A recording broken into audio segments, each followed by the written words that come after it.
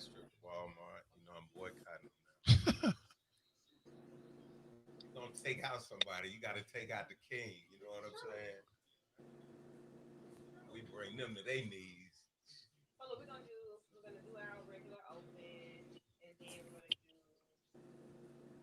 encounters with the enforcement, and then we're gonna be just see what happens. You want to give the history and kind of the local history too? You handle that? Mm-mm. You don't want to? I'll do the best I can. I'll do the Because best I'm I gonna say what can. I'm gonna say. You say what you gonna say. Welcome to the live, everyone. So your page will. So your page. Live. Okay. Either you want to use these headphones? Like they can't hear me. Okay. That's something new as well. So I just did it, but just for future Oh, we reference. Just in got. case somebody on the Gotta hear. live asks a question. Okay. Can't really hear y'all. Edit in the phone. It's really all you can. Really simple. I can run. I can run the mics, and you do all the whatever. I never allowed this, so I gotta see how to do it.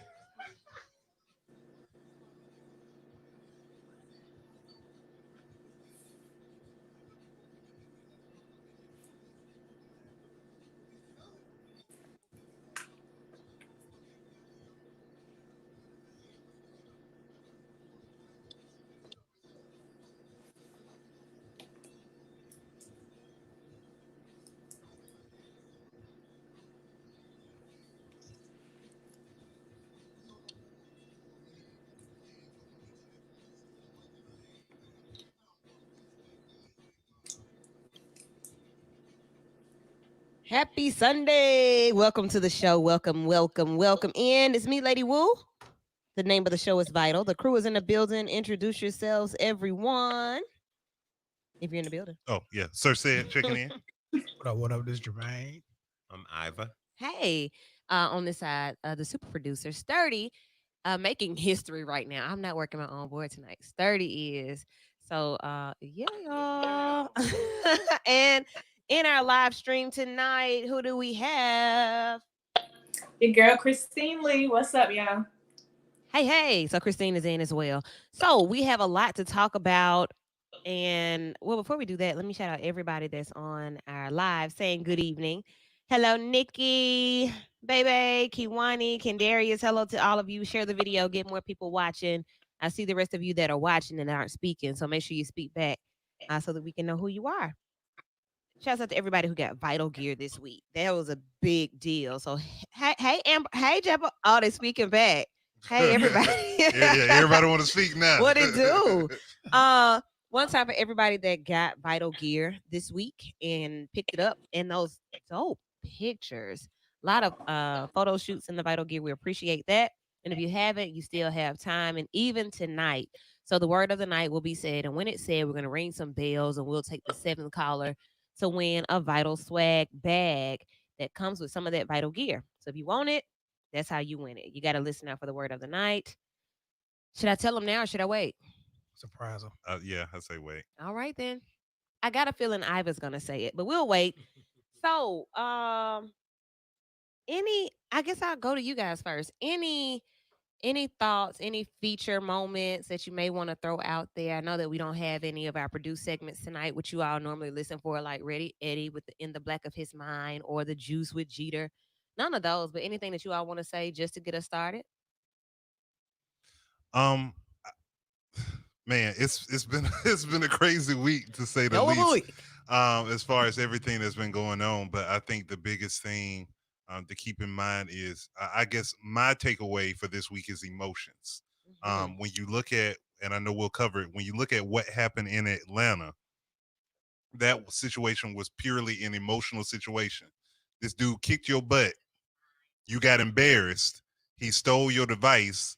Now, as opposed to running them down, tracking them down later, or whatever the case may be, you decide, let me grab my gun, let me shoot him. Yeah. So, and I was even talking to my parents the other day, that situation could have ended completely different because if he hadn't been shot, I guarantee you they would have beat the crap out of him. So And it's either people you were lose your watching. life or you're gonna be seriously injured. And there've been about 6 or 7 officers that would have just bum rushed. Pulled up and jumped in. We're gonna talk more about that in the second hour. Well, honestly, right now, to be honest with you, we won't wait. We'll go ahead and do it now with encounters with enforcement. So, does anybody know the Miranda rights, like off top? You have the right to remain So silent. Anything you say can and will be used against you in the court of law. you have the right to an attorney. If you Yeah, refuse, 401, yeah, one will, yeah. It's yeah. If what is it? If I think if you can't afford one, won't be appointed to you. Yeah. Okay. Is that it?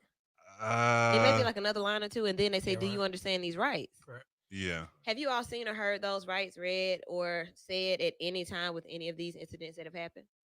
Or they no, actually, that you said no, I have not. Has it gotten to the point where you could have told me my rights first, or did my rights not matter? I definitely on the last one we just saw. He definitely could have got on. It's kind of like he kind of surprised him, like by the way you arrested type deal. So Yeah. he could have been like, here's your rights, and go ahead and arrest him. Did you all see the body cam footage that was released though? Yeah, I actually watched that this morning. So with that body cam footage, they had a whole conversation. I don't know how, I watched it one time, and from what I watched, I couldn't really tell if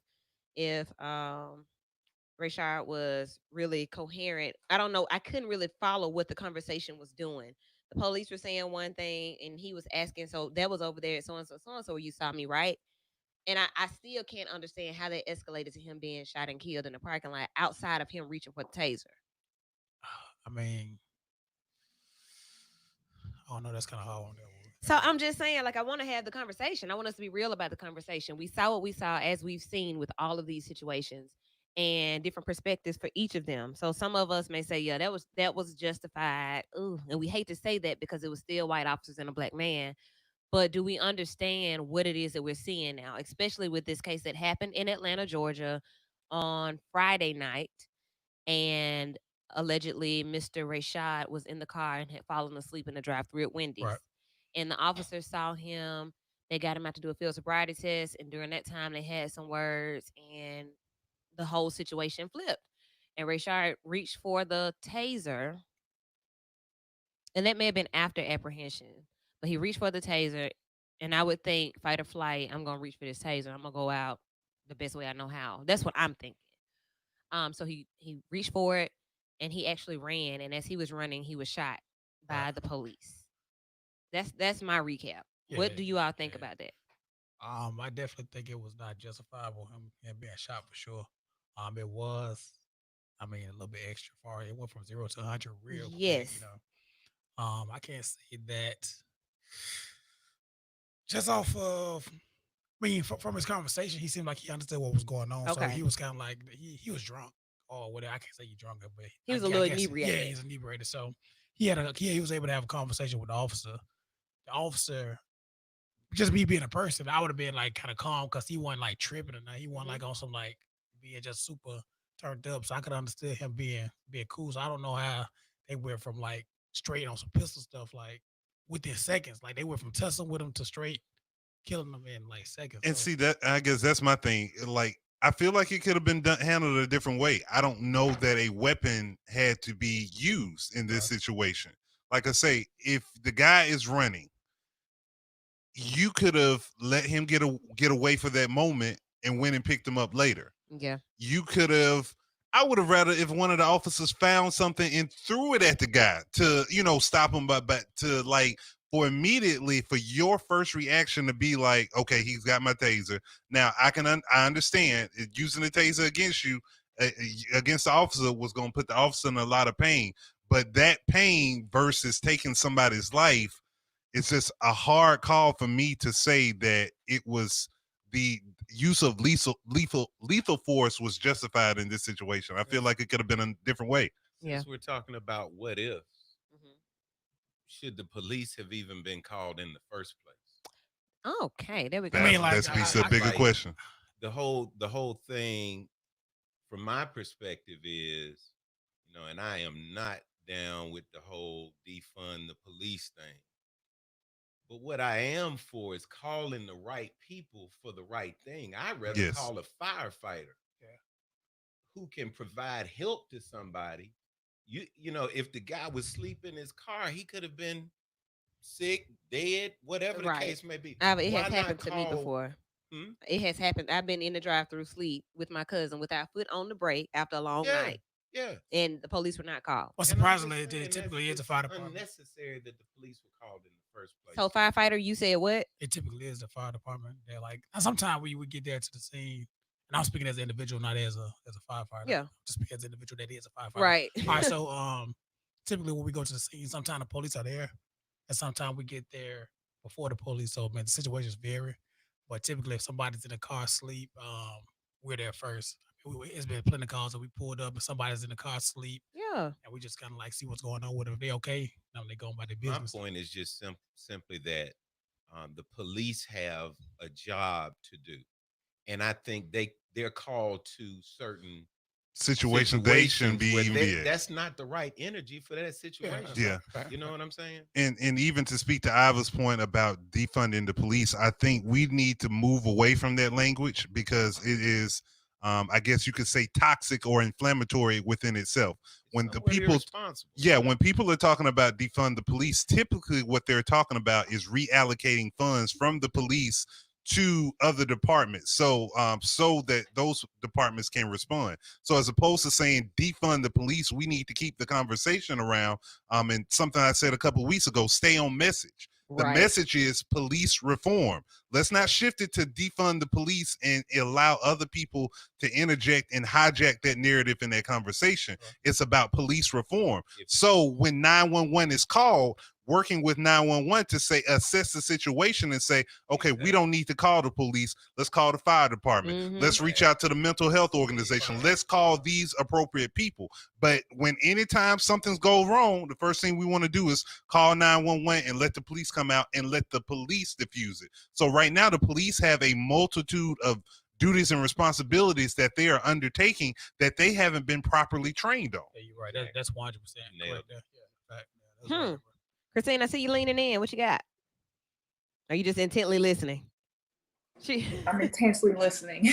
Yeah, like so just hearing the different perspectives of what happened and what we saw. The biggest question has been, so Iva, you did make the great point that kind of just totally kills this question, but the biggest question has been, did they act, what's the act justified? Was it right? Absolutely not. Absolutely not. Okay. No. So I guess we go left, like far as just being on the other side of the fence. There we Like, go. so what if we just did let them just run? I mean, What would have happened? Well, let me throw this out there. I had a spirited It was interaction, spirited. with a friend, Mike with Logan. spirits. Mike Logan is a retired deputy sheriff, Okay. and his peer group, everybody has the whole, well, if he had just listened to command, Mm. and I would love to hear what people have to say and think about that, because as far as I'm concerned, you know, who's to say you're right in your commands to me? Hmm. I know the law better than most officers I come into contact with. And so if we're having an emotional conversation, then they win all the time. That's just how the law is set up. Yep. It's set up for them to win. All right. So if I'm beating you in an intellectual conversation, what are you gonna do? You're gonna get You mad. emotional. Yeah. So it's no win. So as you listen to, excuse my language, but these our white counterparts saying stuff like, you should just acquiesce and police said, yeah. follow. Like what? I'm not with it, but I'm saying you need to know what these people are saying and thinking. Yeah. You know what I'm saying? Because Fight you with these laws and these words. privilege, Yeah. where they're saying you're supposed to do what I say anyway. Yep. And Entitlement. and we need to push back against that and say, no, that's not right. In the first place, the police wasn't supposed to be here. Mm. And walk that thing all the way back. But Yeah. Fair. Something else I want to point out when he was talking made me think about one of our black legislators in the state is trying to introduce legislation or wants to introduce legislation to add basically how you need to interact with the police or what you do when in encounters with police to the curriculum. That's a good idea in theory. My problem is that when we've complied, it hasn't necessarily guaranteed that we don't lose our lives or get injured or harmed in some type of way. So I don't want my problem is we see a lot of that we're gonna get a lot of pacifiers passed out. Oh well, we're gonna integrate this into the thing. We're all kneeling and we're showing signs of support and we're releasing statements and doing all this stuff, but there's no really action behind it. So yes, that is a great idea that our youth need to learn how to interact with the police. They need to have a class with that. Absolutely. But the larger conversation, once again, is overall police reform. So I don't believe that we should train our children to be scared of the police and their interactions and whatnot. But let's not pacify and think, well, if we just teach them what they should do when they encounter police, these situations won't happen. But is that not just insane that we're sitting here having a conversation about training us? Yeah, exactly. Instead of them training them. That's the problem. That's a problem. That is of very much a problem. That we're entertaining the fact that we need. Well, of course, I'm going. So it's train evident my that we children, need to. But, yeah. That's just wrong. But that's a coping mechanism though. Like we're trying to cope with the right. situation. Like that's not fixing the situation. That's just trying to eliminate more deaths. Absolutely. So I get what all of you guys are saying, and I'm so happy to be in this space. Like me being the female, learning from my men, like how this feels. So for us, it's a threat for us as well as African American women. I'm black. Period. Right. So I mean, it's still very much a heightened situation for me, but I can only imagine what it feels like for you all. And then like to be having this conversation on how to respond and communicate with officers. Like I said, the name of this segment is Encounters with Enforcement. When I have an encounter with enforcement, I ain't gonna lie, my attitude automatically turns really ugly. It's never sweet wool. It's balanced. I'm reserved, but I'm already like, yes, how can I help you? Right. Like what you Well, you ran that. Now, if I knew, I wouldn't be asking you what I go to that. Yeah. That's what I go to. I'm gonna give you what you give me. Yes. You know what I'm saying? It's like that. If you come and say, can I get your license and registration? You do like, know, yeah, sure. If you're coming to me light. So I'm gonna fake with you too, I'm going to respond more respectfully. Okay, right. But if you come to me with your shades and your attitude, oh my goodness, and your drama, I'm gonna come back with that. I'm automatically there. I'm going to come back with that because there is nowhere in the life handbook that says I have to bow down to you. I'm gonna give you whatever you give me. Oh, put your comments on the live, you guys. Honestly, if you even want to call in right now, we're open to take your phone calls. I see one comment right here that says it could never be justified based off Atlanta's police policy that you can't shoot from behind. There were several ways the scenario could have played out without resulting in death. That's one comment. And then from my father, embarrassment led to Rayshard's death. Yep. A person in authority got their blanks whipped by a black man, which escalated to what has been called a shootout. A taser versus a pistol. Exactly. Thanks, Dad. That was extra. Yeah. So when you get embarrassed, you know what? I'm gonna just handle this the best way I know how. Y'all watching me. Yeah. I'm gonna just shoot. Right. But I not only did they shoot, they shot to kill. Yes. And I guess that's the mindset of officers. We don't just shoot to warn, we shoot to kill. I've heard that. Minimize the threat. That part. You can minimize or eliminate. I don't know. They may not even say minimize. It may be eliminate the threat, but it's basically language in there. Basically, when I shoot, I'm not looking to render you helpless and I'm gonna shoot him in the arm so he can go down. No, when I shoot you, I'm trying to kill you. Let me throw one. Exactly. Somebody, breaks into your house, right? Yep. And you waking up, and you got the burner, and you see somebody right there, right? Are you, as a human being, are you just gonna shoot him dead? Surely. I'm not. I would say I need to know. Say, bro, right. Yeah, I'm gonna do something. Some kind of warning. There you go. To kill you. Yes. Yeah. My problem is that these trained officers don't have the restraint of a human being just to, I don't want to take your I want you to life. think first. I want you to Just have some think, emotional intelligence. yes. You know, like you said, somebody breaking into my home and I'm asleep. Even with that, my mind is going to, okay, so maybe it's my child. Maybe it's Yes. uh Let me my clarify loved one that in just staggered into the wrong I mean, let exactly. me ask some They questions. come with force to kill as if they have that right. And that's my problem. There's no hesitation when a black person is in front of them. Yeah.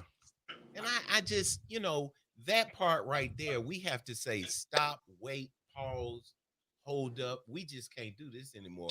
We have to have interactions with our police chief, Mm-hmm. police officers. We have to do, and not the pacifying.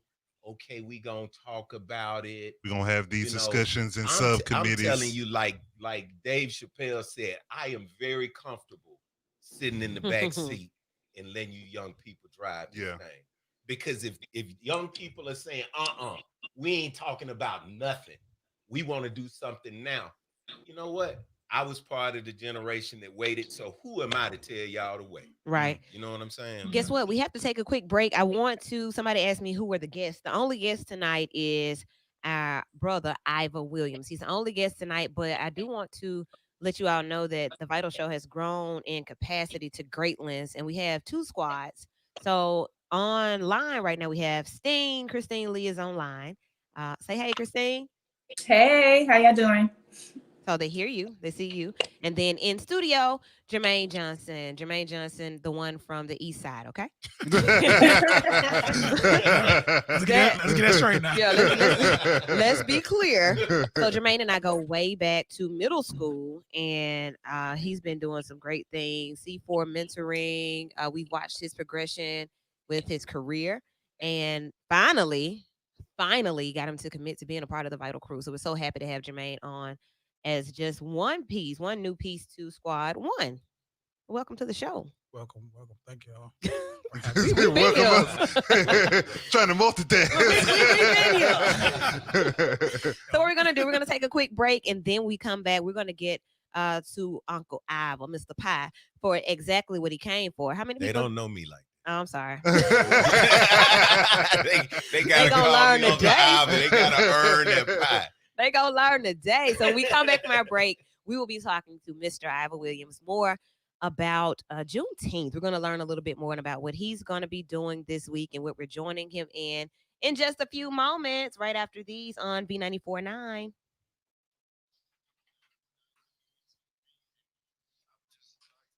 Awesome. you nailed that, bro. Like seriously. I definitely. I definitely think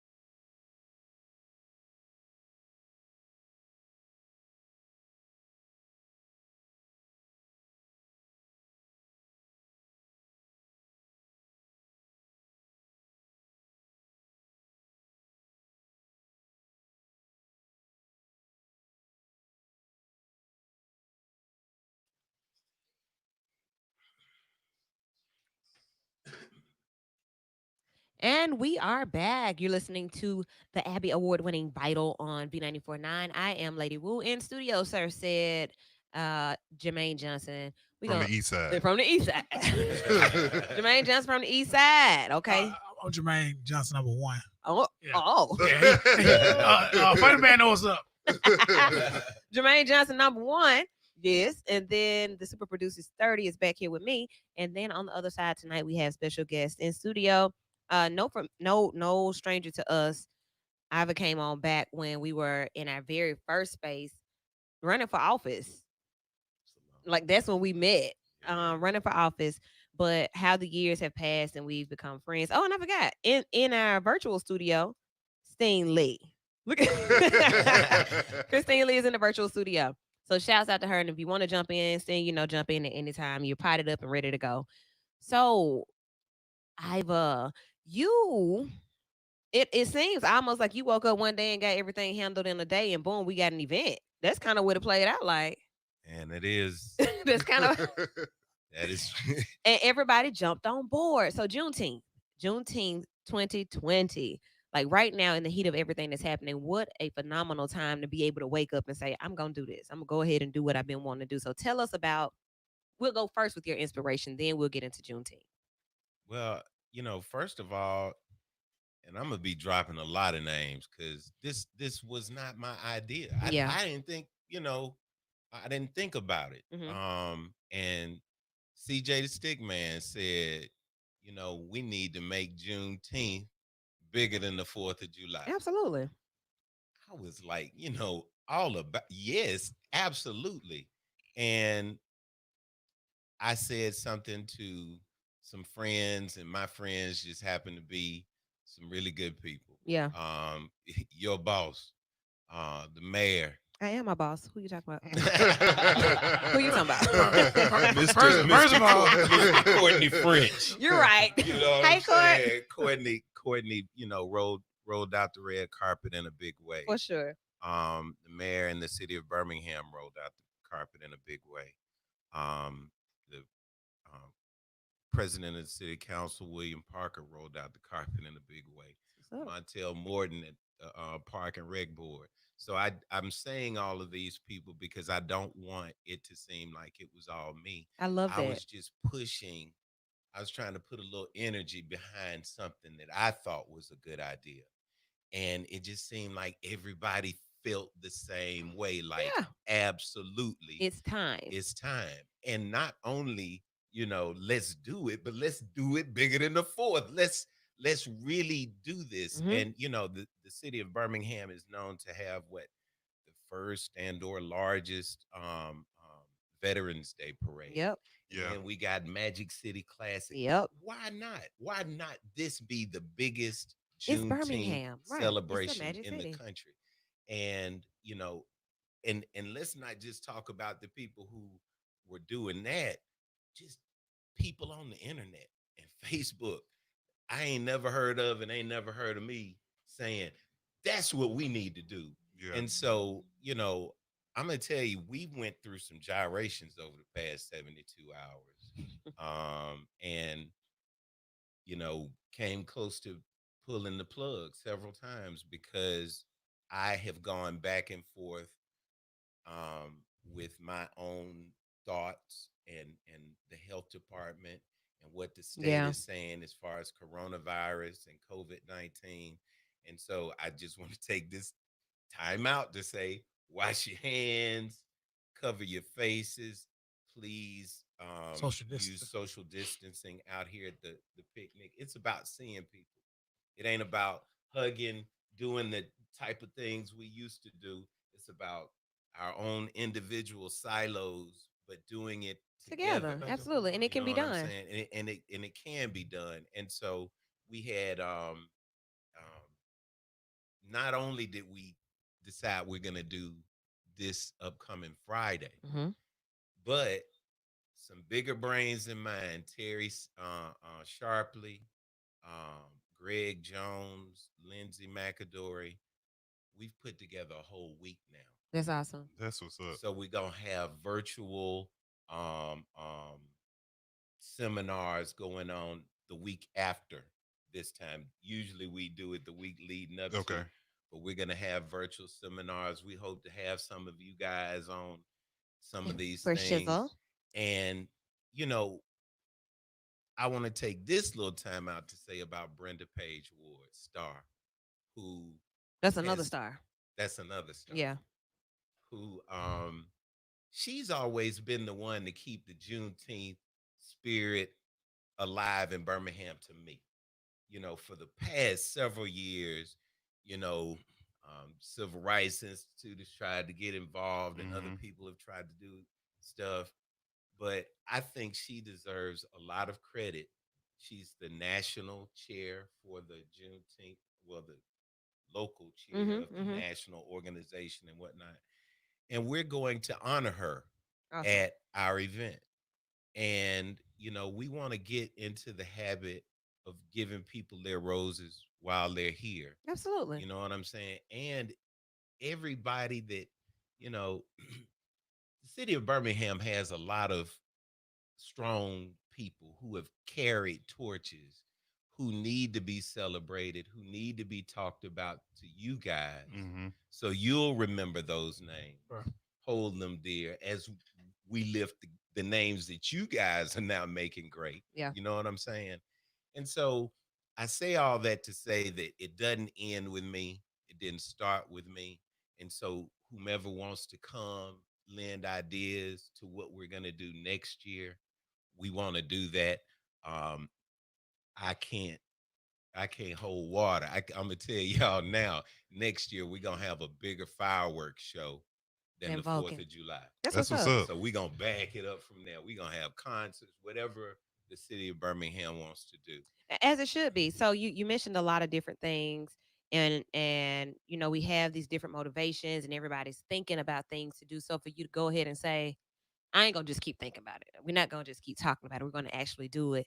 Hats off to you and to all of the friends who came together to support you. And yes, Courtney French and V94.9 for being the media sponsors. That's awesome that you came to the Black owned station to make that happen. What other way would you do it? Um, Another part of that conversation when you talk about what has been happening as it pertains to Juneteenth and any other situation when when history is at the center of the conversation. So I made a post yesterday asking, well, who knew about the parade? And on that post, over 100 people said they didn't.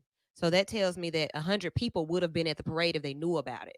So that speaks to the whole power of, well, let us go ahead and get something going and make sure that we keep the people that started these things in place and recognize them because they need us to be able to get people involved and make people aware Right. of what's going on. Everybody needs to know what role they play and Absolutely. stay in their lane. Um, I'm not, I got a face made for radio and I talk slow. I'm just not made to be on the mic. You know what I'm saying?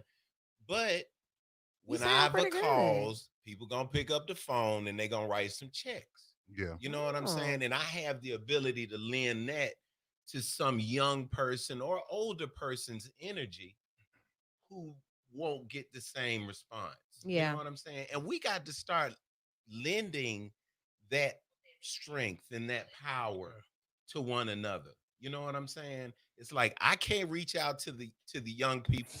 So I'm gonna lift Woo, whom I love and trust, and I know her message is strong. You know what I'm saying? And if anything she needs to do, I'm gonna rustle some feathers until we get a check. You Yeah. know what Appreciate I'm that. saying? And then I know to get out the way Right.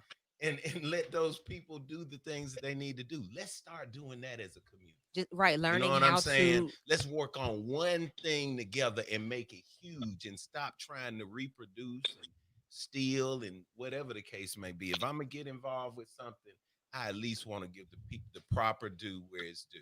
we You know got what I'm Christine saying? It leaning ain't mine. in. Thank you, Ava. What you got, Steen? Hey, hey.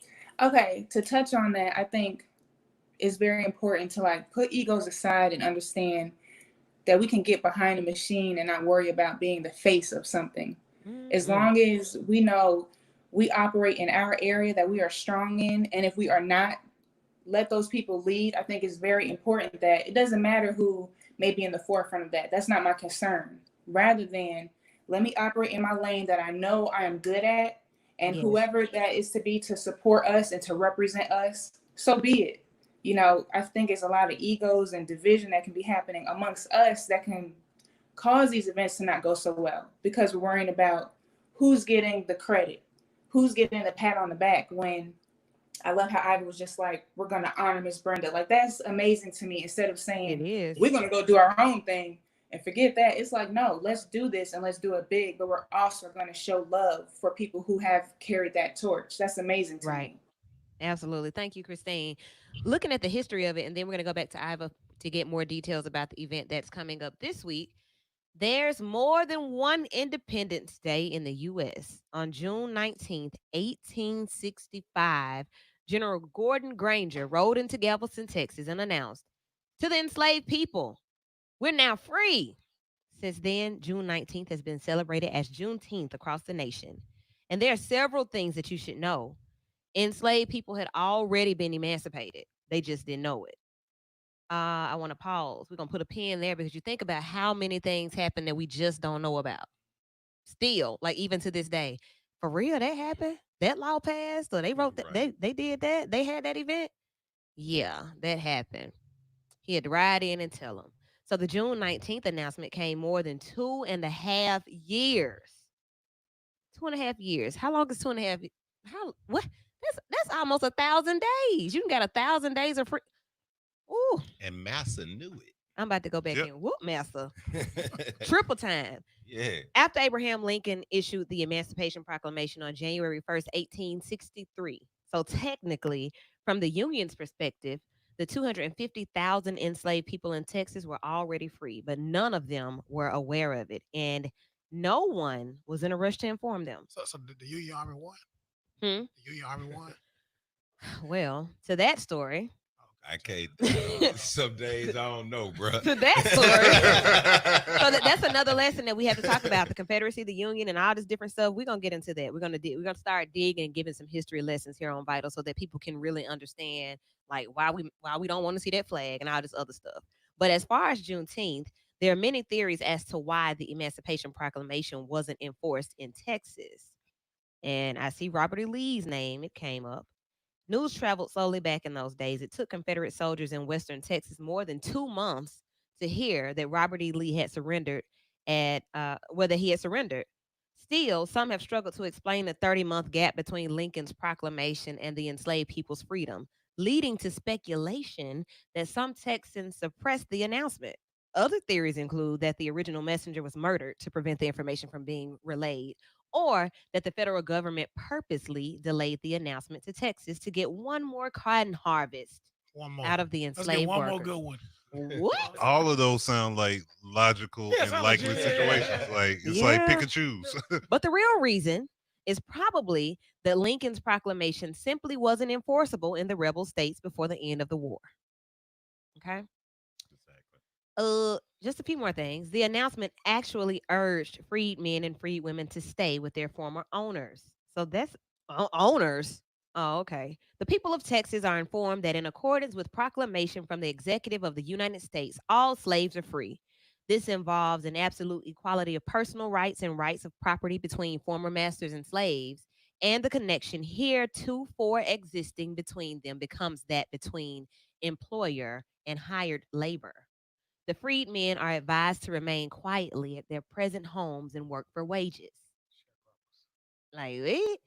They are informed that they will not be allowed to collect at military posts and that they will not be supported in idleness either there or elsewhere. So that's just some of it. I'm going to share this particular article because I like the way that it reads, and it points out some awesome things that you should know about to make you really understand why this day is so important. I ain't working nowhere for free for 2 years unless it's mine. Unless you don't know. That too. Yeah. Hey, it's a lot of us out there that are working for free and don't even realize we're working for free. We getting a check, but we don't I'm not realize. even willing to Wait, work until I get the check. I need a Wages- But no, deposit. but even that check, what you think they're paying you versus what you're worth, what you should be making is so they once again pacify you with a check to say, hey, look, I'm gonna pay you this. Don't worry about going to start your own business. Don't worry about going to do your own thing. I'm gonna pay you. I'm gonna give you these benefits, and that's how I'm gonna keep you enslaved to doing what I need you to do. And then they said, "Be quiet." What? No, Don't tell nobody. no. This So, flag, the Juneteenth flag, is it's full of symbolism. We'll talk about that later on. What you gonna say? so my question is, do you think that we'll ever get to the point where we celebrate Juneteenth as much as we do the 4th of July? Absolutely. If we push it, I absolutely. think we're headed in that point, and one of the things that I want our listeners and viewers to keep in mind that what Iva and all the people in different organizations he's been working with, y'all, this is the first year they've doing something on this scale. So the things that you will say, oh man, they could have did that, and why didn't they do that? Because you weren't a part of the conversation. Number one, offering your ideas. And then number two, it's a first. These are learning experiences. This is how events get greater. Yeah. When they were doing Thunder on the Mountain and a lot of 4th of July celebrations in Birmingham, the first time they did one perfect and one on point. But honor people who want to move and operate with a spirit of excellence, knowing in their heart they are trying to bring you the best product, the best experience, the best whatever they can with what they have. Absolutely. So I want you to coin that phrase. Which one? I'm serious, and forward it to everybody else, but I don't need it. We gonna give them a first class experience. That's awesome. That's what we deserve. mhm. I would rather give everybody a bottle of water Yeah, than give half of y'all a steak. Okay. You Yeah. know what I'm saying? Yeah. Everybody VIP. It ain't nowhere Oh, out there goodness, that I love it. one person can go that another person can't go. yeah, You know what I'm saying? We're providing. Um, First of all, let's be sure about what we're giving. You know what I'm saying? We're trying to provide a safe environment for people to come out and enjoy what we believe to be should be our premier holiday. Yeah. Right. You know, So I should give me a Juneteenth fit. you know what Yeah. I'm Absolutely. saying? Like, yeah. That whole thing, whatever you do for the Fourth of And I July, do it here. have a lot of people that have taken off for Juneteenth. I know they specifically like, hey, I'm not working on that because I wouldn't work on 4th of July. So, like, one of the things I think black businesses can do is start shutting down on Juneteenth Yeah. and making people recognize that, our white counterparts, hey, this is important a holiday to us as Yeah, 4th of July, Let me tell because you you wouldn't something else. expect to work on 4th of July, so don't expect me to work on my Independence Absolutely. Day. Let me tell And I you ain't working another on yours thing that either. black businesses need to do. What's Get that? behind this effort so we ain't got to get nobody white to Yep. sponsor us to Agreed. do nothing. Okay. If it ain't, if we can't, this is the fourth blackest city Blackest. in the country. Yeah, The man. fourth blackest city in the country. Now, don't get it twisted. I can't thank Alabama Power enough. Mm-hmm. And I'm probably gonna try my best to hit up Ship to look out for that fireworks show. Yeah. But seriously, we need to show our excellence. We need to show our wares. You know what I'm saying? This needs to turn into something where we just celebrate one another Mhm. with our money, with our love. We want to give a great experience out here, a safe environment. We want to provide health. We're going to do health screenings from blood pressure checks and that type of thing. We're going to have dental checks going on. Dr. Delmas Vance from Citizens Express Pharmacy is going to do a presentation. They're not only sponsoring 200 masks for people to come out there, but once we educate you, and if you feel you've been around somebody that may be exposed, we really hope you're not coming out there feeling bad. Right. But we cannot have that many people together and not give free coronavirus tests. Absolutely. So we're going to do that That's while good. we're out there. That's good. Free water, free food from Dansby Foods. I mean, it's just a lot going on now.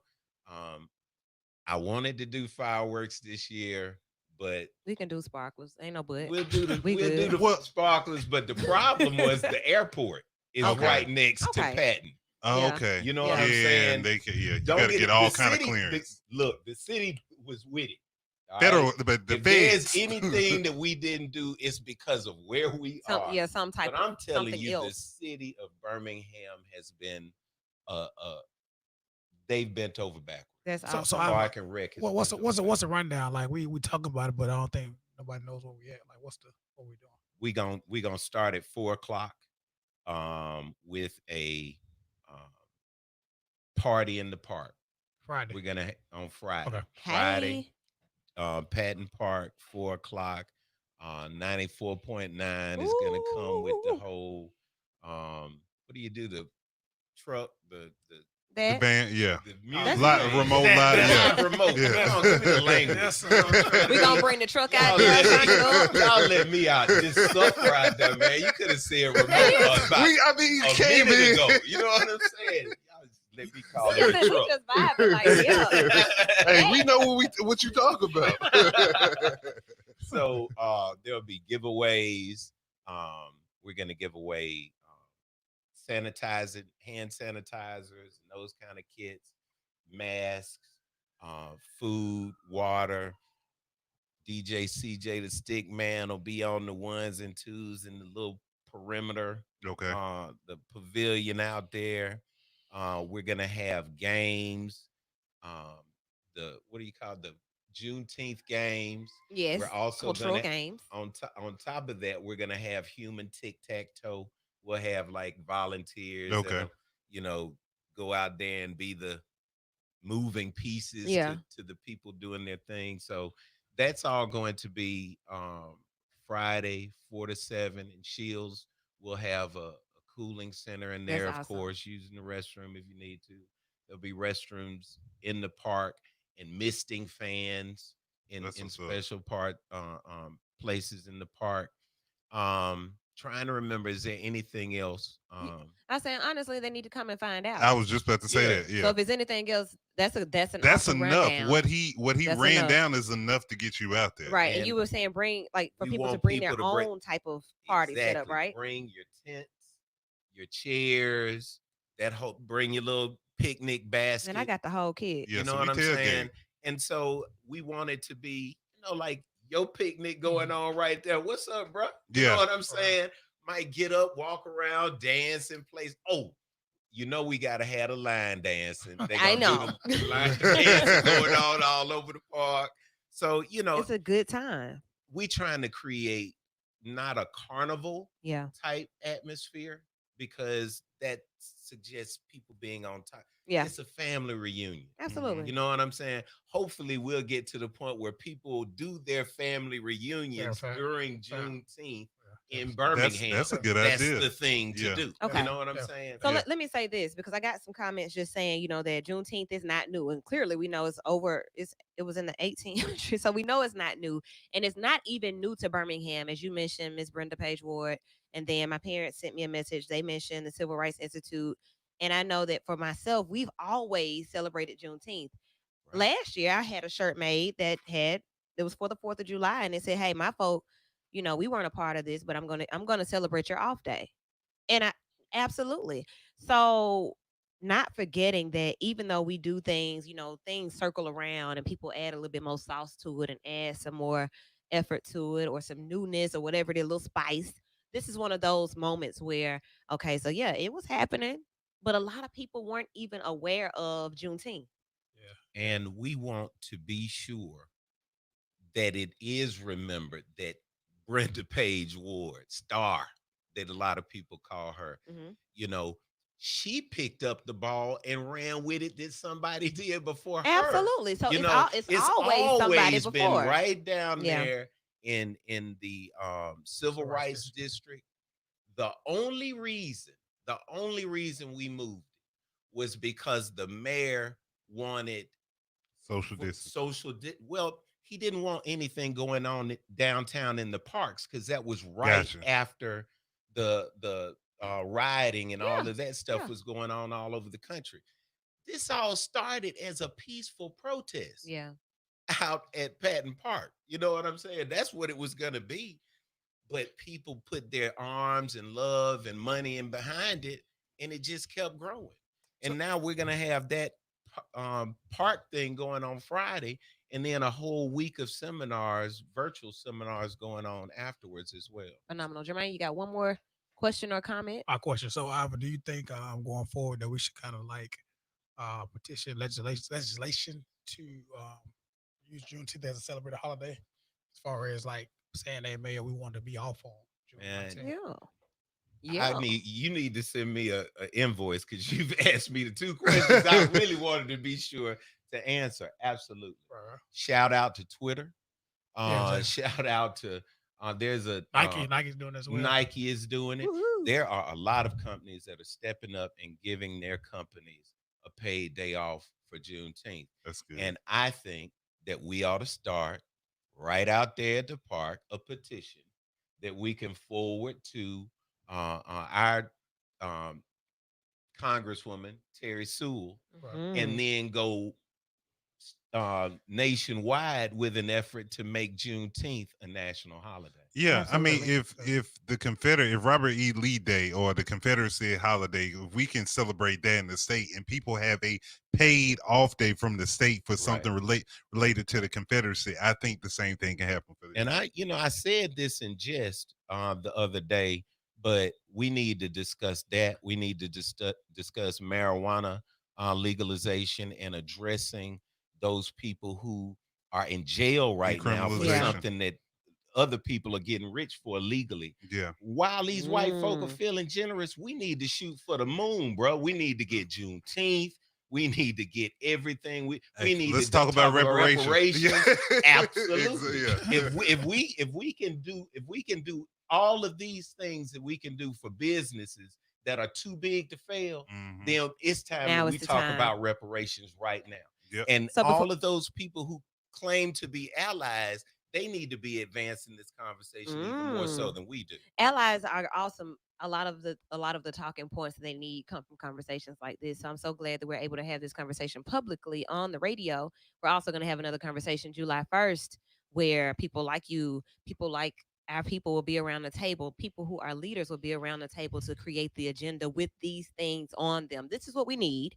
This is what we want. This is how we want you to give it to us. But that's coming July 1st. More information about that in the second hour. We're going to have to call this part of the show over in about 4 minutes. But before we go, Iva, what are the details for Juneteenth this week? Once more, where to be, what time to be there, and what to bring. All right. Well, first of all, I want to thank you and the crew for having me here. And Absolutely. I got to got to shout out my man Courtney French, and Tracy Hardy did some Absolutely. backflips and really, rolled out the red carpet. So thank you for everything you guys have done for us. Yeah. Now, the event is Friday, June 19th from 4 o'clock to 7 p.m. at WC Patton Park.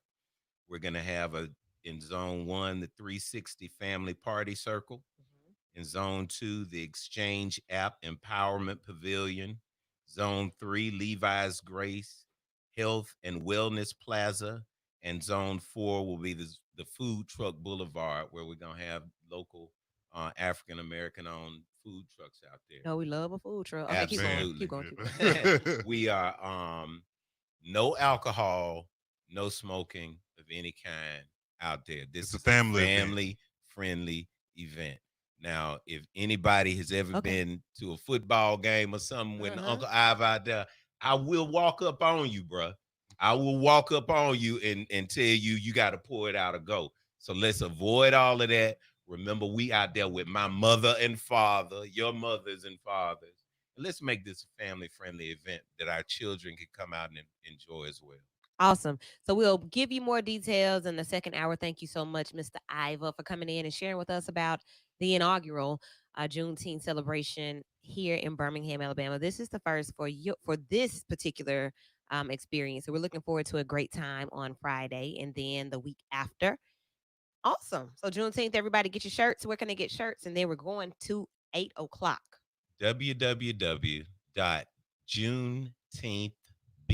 www.juneteenthbeham.org. That's where everything is. www.juneteenthbeham.org. He even got a website up. That's Yeah, because it'd be taking Hey, other I was folks just 10 thinking, I was like, years. man, they gonna have to get a website up too. Already up there. Already up. Well, here we go. We're going to 8 o'clock. Don't go anywhere. Stay right here with us. We'll be right back talking more about everything. It's vital.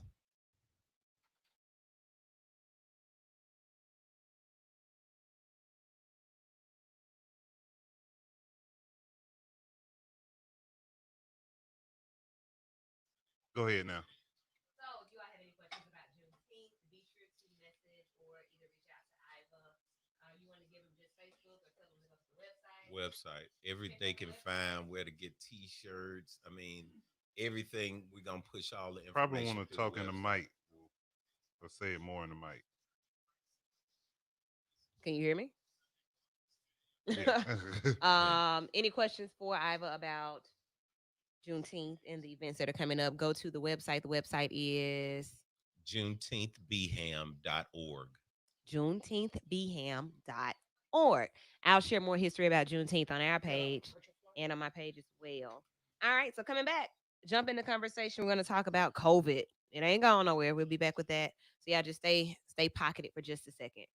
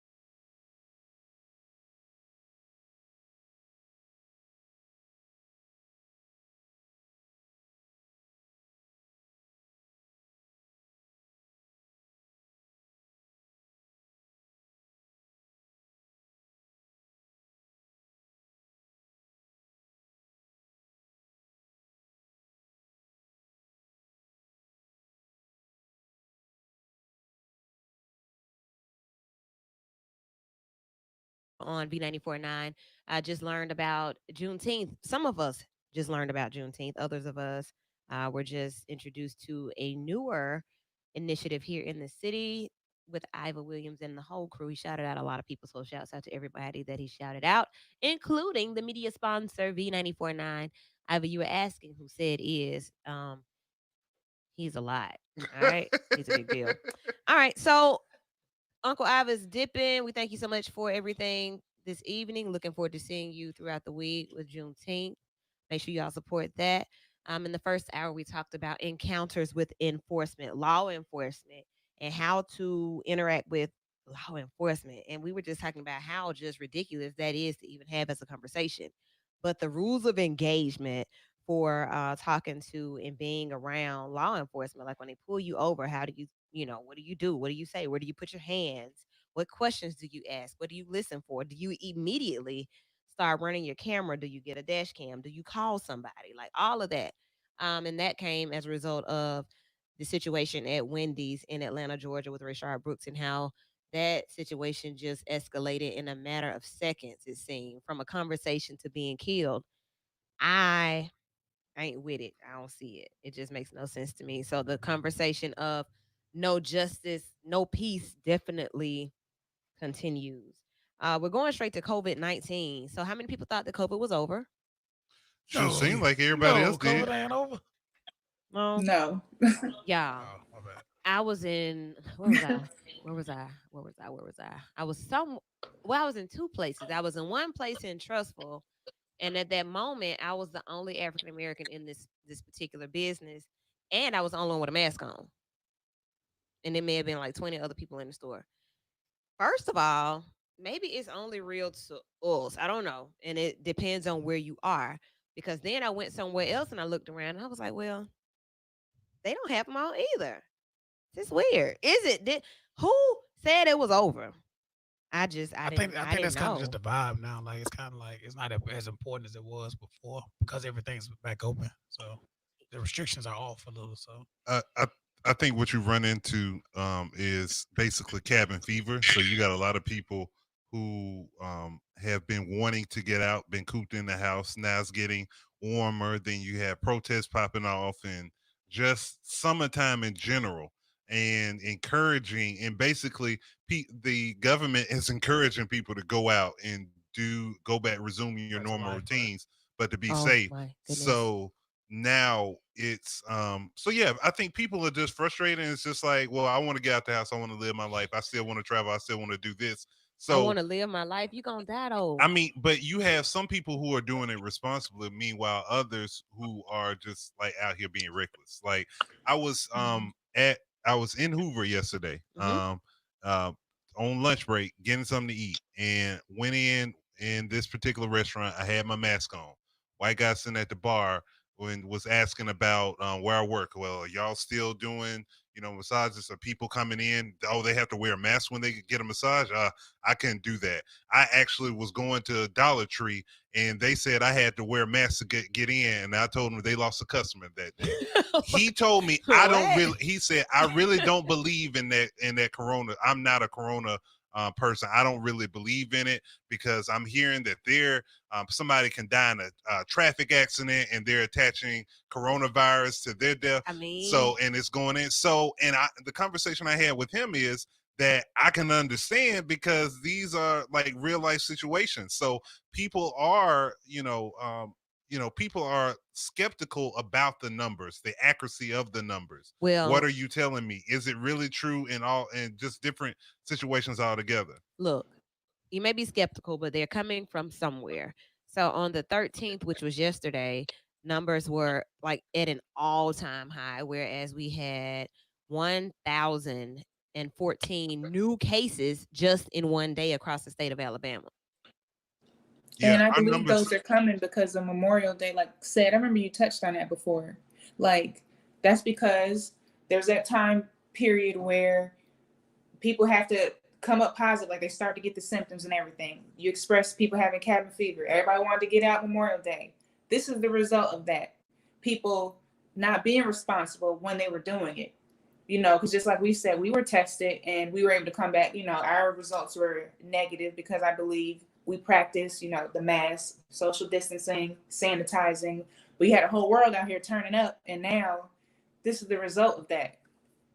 Right. Yeah. Seven, Mm. our other squad number 2 Hey. member, she just commented, the club's been jumping. And I can tell you, man, when I like ride around in these streets, like on the weekend and see these different places, like you can't, I don't understand. Yeah.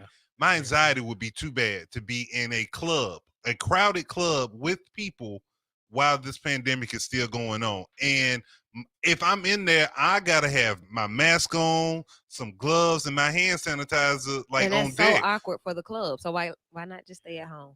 Hey, but But if I'm a go, I also I'm said you going don't to go care. responsibly. Yeah. But you got a lot of people who aren't being responsible. They aren't wearing masks in there. They all close to each other. They hugging, shaking hands, like Sharing the it, trees. all that. Oh, like that's really pushing it. So Christine and I actually went out yesterday. We were distanced. Like the restaurant we went to, the tables were distanced. The restaurant they had everything in place, and I asked for a to-go cup, and then they were like, well, yeah, that's all we're doing. And we looked around, and that was not true. But let me give me my plastic cup and my plastic utensils. So that happened. We went to the park. People were distanced. And it was cool. Like we were cool. So it wasn't one of those things where we were somewhere trying on clothes or Right. dapping people up, hugging people. And like a classmate of mine saw us out, and I kind of felt like he wanted to hug, and I was like, "Hey," No. I kept my hand like, "Good to see," So like, what? That's where we are. Like I ain't seen you I ain't seen you since Since Corona. 2014. Like Corona. right. So I don't want to be hugging you, Right. but I will say that from when it started to this point, I think it's human nature that we've all kind of become relaxed a little bit. Yeah. Like, what point did we start like going back to like reliving life? And like, we can't. I guess we can, but we can't be like this forever. So like, when do we start I like think we relaxing? have. I mean, This is the new to norm. me, when the Yes. vaccine come out, then that's when you can start like living some semblance of getting back to normal. Because everybody's not gonna get a vaccine. I can tell you personally, I'm not gonna be in Not the first wave. not gonna be in that first batch of You vaccines. mean you getting the vaccine first off? I'm all the time. Christine, you getting the vaccine? Like it's No. I mean, No. But we're saying no, but some industries may require that as a part of your job, You that gotta bring you your go paperwork ahead and in. get that, because think about Yeah. how many in the medical field have to get the flu test, Probably school whether you too. want to or not. So it's going to be the same thing with the coronavirus test. I just heard Jermaine make a low comment about schools. So, like, even with that Yes. part of the conversation with students going back, like now I think it's been decided that they'll be going back in August. Right. What is that going to look like? But at the same time, they're preparing and trying to get school systems to prepare to go virtual if they need to. And I think there is even talks of, I think they are supposed to be making a decision, or basically they ask superintendents and school systems to poll the parents and see, would they prefer to have basically almost like homeschool, have your child in a virtual learning situation, or actually physically be at class. So those results are supposed to be coming into the state board this week. Okay. So we'll know a little bit more. And you may have some school systems that say, hey, no, we're going to go virtual for the fall semester and then come back in the spring. Or you may have some hybrid situations where certain students like A through G go to school Monday and Tuesday, and then, the rest or however. So I think we're going to see some innovative kind of concepts with it. That definitely Okay. what's up. I mean, yeah, it's time to really be creative about how we do things. Like I was telling you guys last week, the week on May 31st, we made history by being able to do, to stream our show the way that it was, like the vision came in the very beginning. So like COVID-19 has really brought about some discoveries and some, some creativity. But then you think about church. So like schools, we talked about that a little bit, but a lot of churches still hadn't opened. And I just wonder like about how that can go. I was watching George Floyd's funeral service. There was no social distance in there. I was watching the funeral service of the officer in Moody. No social distance in there. And I just wonder about places like that. Like, do we allow the emotion to override the true intensity of what's still happening with COVID-19? So we just had a comment on the live from Jabbo Ferguson. What's up, He Jabbo? says that curious to know how they're going to have to start on social distancing once they open up for Lil Duval. We actually got one of the crew members that's supposed to be doing a comedy show. Ira is supposed to be got a flyer up about doing comedy show at the Stardome. So, and that was one of the things that I was wondering about. He said, well, how's that really going to work? Yeah, actually, I saw him at a chiropractor, randomly, but he's like, they're gonna Chiropractor said. chiropractor, but no, they're gonna like have half capacity. It's not gonna be full capacity. Okay. Show, So does that make more shows, or does that just mean like it's just this number? And no, it just be you won't get paid as much you was gonna get paid before. So you gonna still do it. You just ain't gonna get the same amount of money. See, so then but folks got to get back to work. I mean, folks got to get back to work. If you're an independent contractor, which most comedians are, and you're not, getting federal stimulus dollars or anything like that for your, for your comedic career, then it's like, all right, I got to go back. Like, I understand it may be a risk, but I got to, and that's a lot of people's situation. Like, I've been trying to lay back, but I got to go back because I got to start working. And then they're going to cut the unemployment benefits in July? As of now, yes. Democrats are pushing, trying to get that extended, but it's gonna be a hard. Those are just a couple of thoughts about COVID as far as like how it's affecting us right now. But then when you think about the actual health piece of it and the symptoms, so I know a lot of people have gotten tested just because they had these symptoms. And symptoms can be diarrhea, runny nose, sore throat, red eyes. Like y'all heard that? Loss of sensitivity. Wait, red eyes? Yes. So like I've seen several lists where it shows about a red eye. So like one of your eyes may be red. And I know like during well, not really this season, but when this first started during allergy season, I have dirty eyes. And that I wasn't concerned about that. But then when I saw it as a symptom, I'm like, well, damn, what is it that what could help us decipher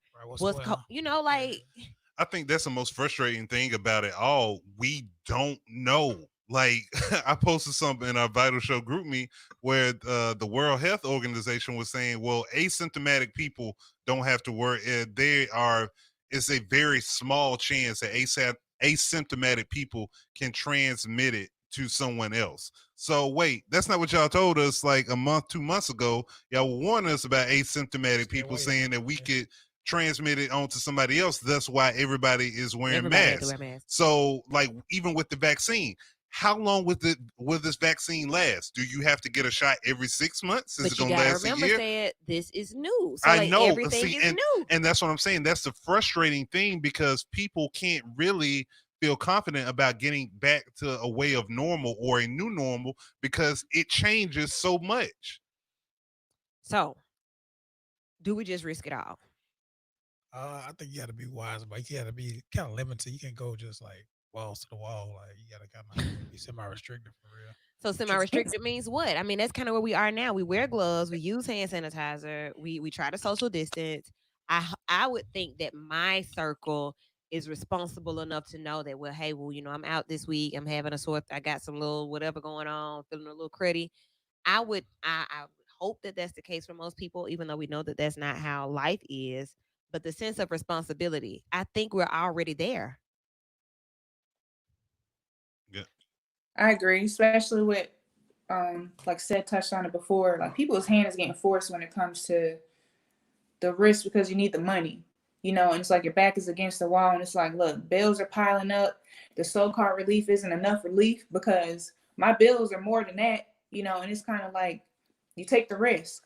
Even with, yeah, you're trying to do the mask and sanitize and social distance, but at the same time, there still is a great risk because now it's like, I got to get out there. And depending on the job, like your stylist, your barbers, whoever, it's like, that can be really scary for them because you have to have the interaction because your bills got to get paid.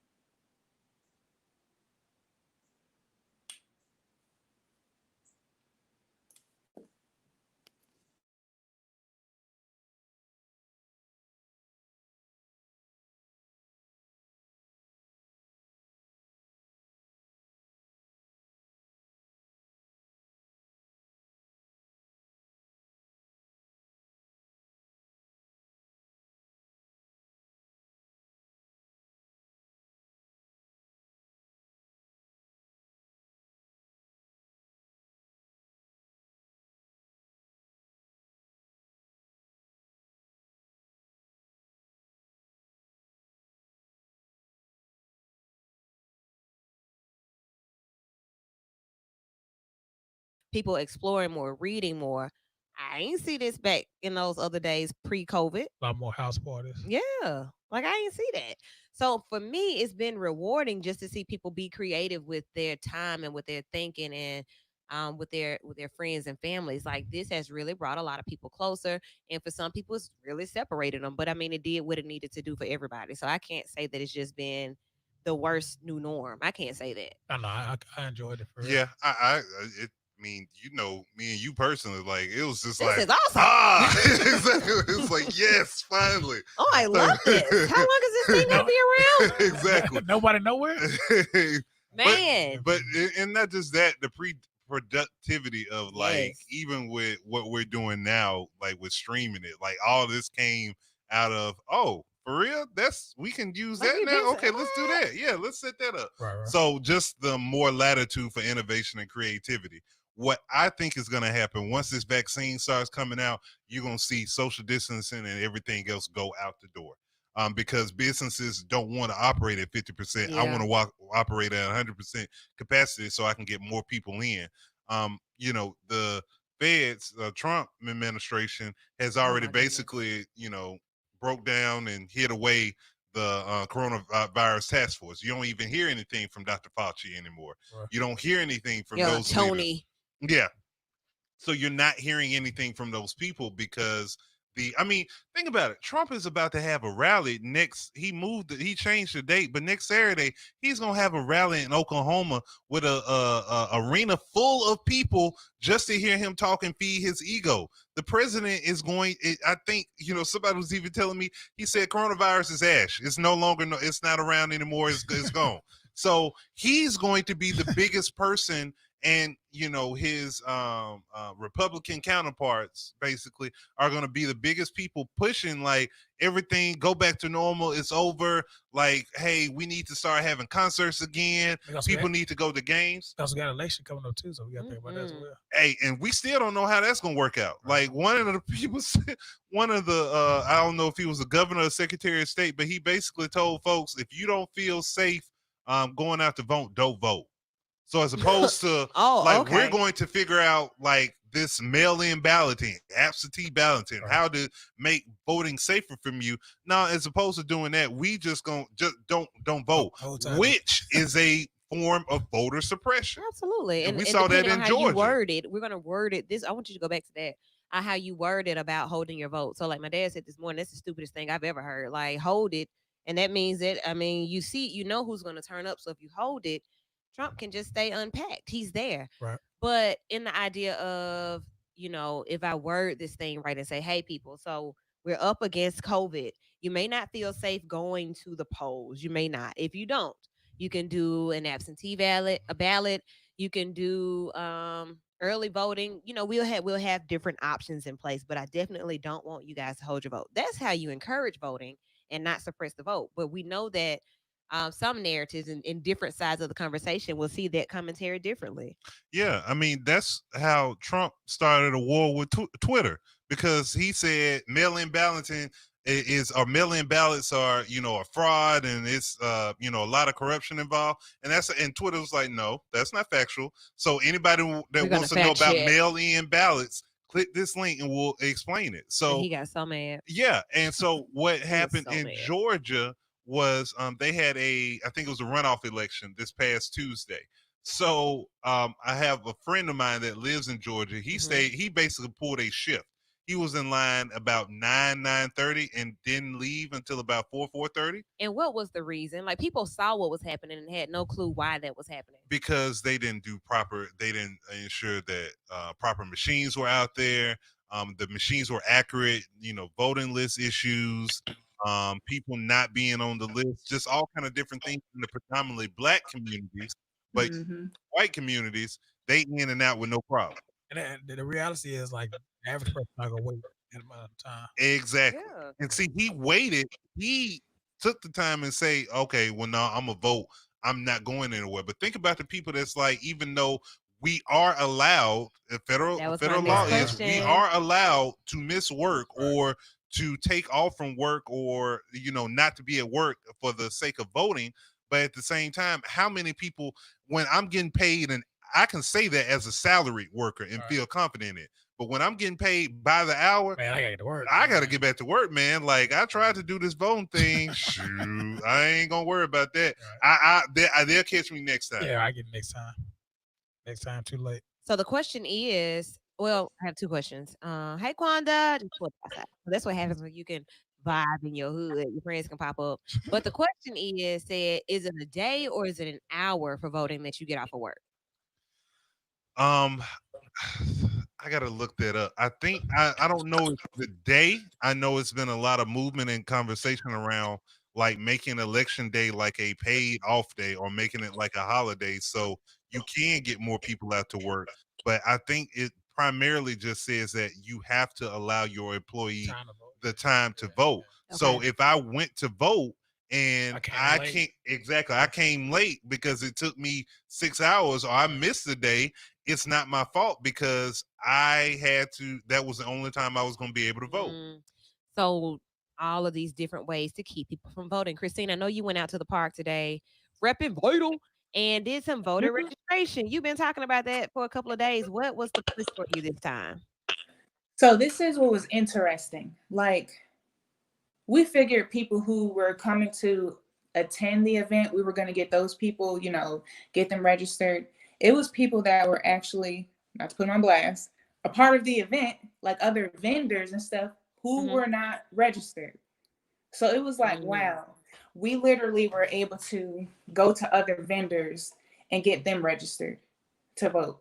And it's sad because people do have, like, you know, it's just that whole, the idea of it doesn't count. And I feel like it's so unfortunate because Georgia is a prime example of our vote has to count. If they're putting us through the ringer so that it can discourage us from voting, you have to understand all of these tricks and the manipulation to keep us from voting. It absolutely counts. So Yeah, it was great to go out there to do that today. Yeah, I mean, that's how they stole the election from Stacey Abrams. You know, the last election. Stacey Abrams, with all, you know, in all likelihood or right, should be the new governor of Georgia. But since the person that was running, her Republican counterpart, was Secretary of State, it was certain things that he could do and finagle to make it more advantageous for him to win. So yeah, it's all these different type of things that are occurring.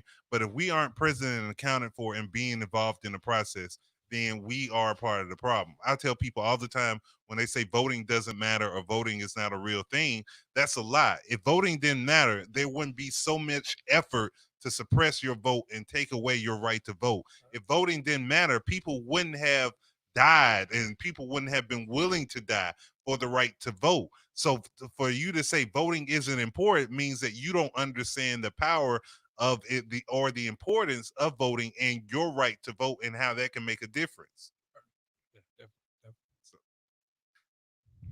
All right then. Okay. So I mean, we got some people that are really passionate about voting and understanding what it does. And shouts out to Christine. Shouts out to Said, who's very active with the woke vote as well.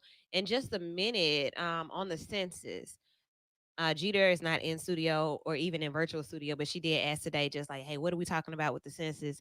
Said is directly involved. So what's an update? So right now with the census, Birmingham barely has over 50% of its residents registered or that have completed the census. Guess where most of these areas are that haven't completed the census, with like 20-30% completion of the census? Suburbs.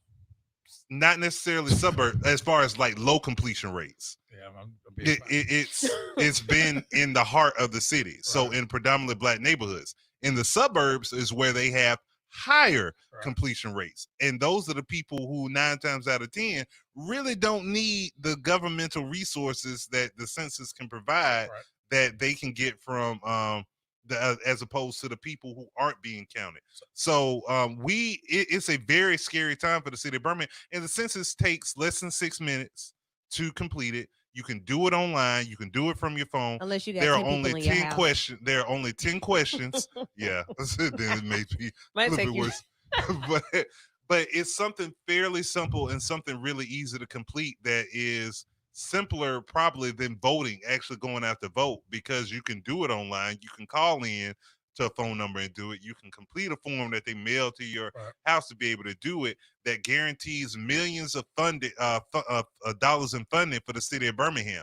In 2010, the city of Birmingham was severely undercounted. I think it was maybe like 60 or 70% of city of Birmingham was counted back in the 2010 census. So Birmingham is already working from a lack of funding or not a full funding as it is. So for them to go another 10 years without the proper funding is going to put Birmingham further behind the 8 ball. Yeah. So we're not going to have money. So when people saying the city of Birmingham need to invest in money into this, that, and the third, guess what? If you completed your census and made sure your neighbors and your friends and your family members did, the city of Birmingham may have some money for these programs and projects that you want to do. Mm-hmm. So until we're doing that, and that's just a simple way to do our part. So if we're not doing our part in small matters, we can't say, and we can't put the blame on anybody else for not taking care of our communities, because we're not doing that. So what are some falsehoods that you heard about the census? Census, like people say? So people feel like, oh, that's how the government tracks you. They're taking your information. Actually, the census is very vital, because if you use Ancestry.com or some of these other sites, That's how people are able to track their lineage because of census Right. records. Hmm. So you could be depriving your heritage, a link to your heritage, for somebody finding you years down the line for being a go ahead. Keep going, because Oh, I want to add something that I learned. for being so yeah, so you can miss out on that for people finding you and being able to link you together as a family. So the biggest thing is that the government is going to use the information to track you, which Right. is not true. There isn't really any self-identifying Basic, yeah, information. right. They want to know how many people are in the house, what are the age ranges, and just some general information about you that can help. Okay, we need to send more community funds for this. We need to make sure education. Oh, we see the number of school kids in the city of Birmingham has increased dramatically. So we need to make sure that school system has the proper funding. So our school, like I say, man, it's so much tied into that 10 question, less than 6 minute survey that we are losing out on because of stereotypes, myths, and just flat out apathy and laziness. So Yeah. do the census. When it came to your house, if you put it in the stack and forgot where you put it, you can still go online, right? Said Yeah. I mean, you like you go don't to even have to have the you paper. can no you can go to you can visit www.countmeinbhm.com to get resources, FAQs, frequently asked questions. So any myths that you may have heard, you can fact check that on there. And on that website, it has a direct link to the census, the national census website. But Birmingham's census efforts are centered around www.countmeinbhm.com. And there's also a Facebook and Instagram page that goes by Count Me In BHM as well. So Awesome. you can also visit mycensus2020.gov to go directly to the census website. What if there was like a prerequisite to the stimulus check? Oh, Hey, That that would be a good idea, but guess who's not gonna make sure that's a part of it?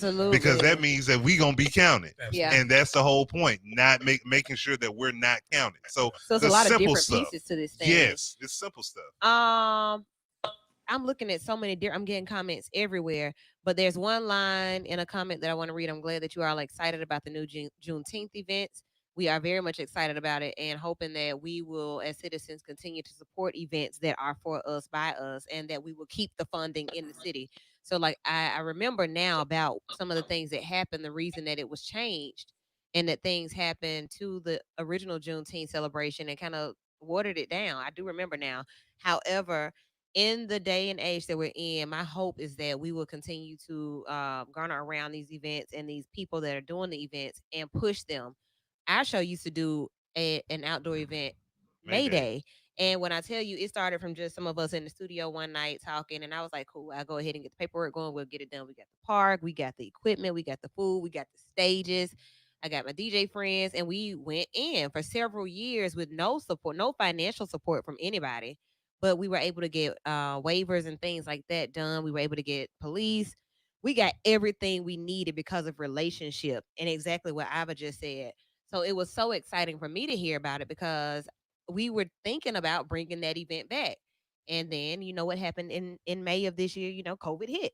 So I'm grateful for it for that reason, but not only that, because it's an educative event. People are educated. Education is vital. Education is also the word of the night. So if you want to get in and win, be caller number 7 right now to 994-8949, 994-8949, and get some vital gear. That's the gift for tonight. It only goes to one person. Caller number 7. Let me show you what it looks That's nice blue. like. So That's that is me. in there. That's in there. Boom, boom, boom. It's water bottles. It's a vital bag. It's a vital. I mean, it's like vital out. So if you want to be the winner of that, give us a call right now at 994-8949, and we'll also watch on the live. So we can call, or you can be the 7th person that we see in the comments. It just depends. We're gonna Yeah, watch. put that 205 when you call too. Yeah, we're don't gonna get that. watch. Don't get that sign. Wristband that glows in the dark that says "I am vital." This only goes to special people. It's a certain number of these that'll be out, and it's a story behind that. So yeah, the word of the night is vital. Be the right person. Then I just want to do a couple of shout outs about some things that are Education. happening. Yeah, I want to educate you. So just got this delivered. This is the beauty of being in the neighborhood.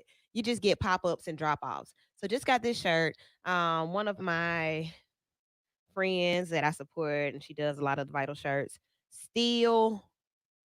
Quanda Steele, shouts out to her if you want that for Juneteenth. Boom, boom, boom. Had somebody listening the other day when we were in the think tank, sir said, and Miss Paula said, I want to make you guys some shirts. This was like the week that this was after Memorial Day, and she was listening and heard and wanted to make us some shirts. So she made one for Woo and one for Chris Coleman, stand for something, or and on the back it says fall for Dang, anything. she ain't make one for Sir Said. You missed it that day. Oh, That okay. was the That day was that I was okay. tripping. Yeah. Okay. Oh yeah, when you didn't tell me what time that was starting to man. So sorry. What just happened? I just did it again. No, yeah.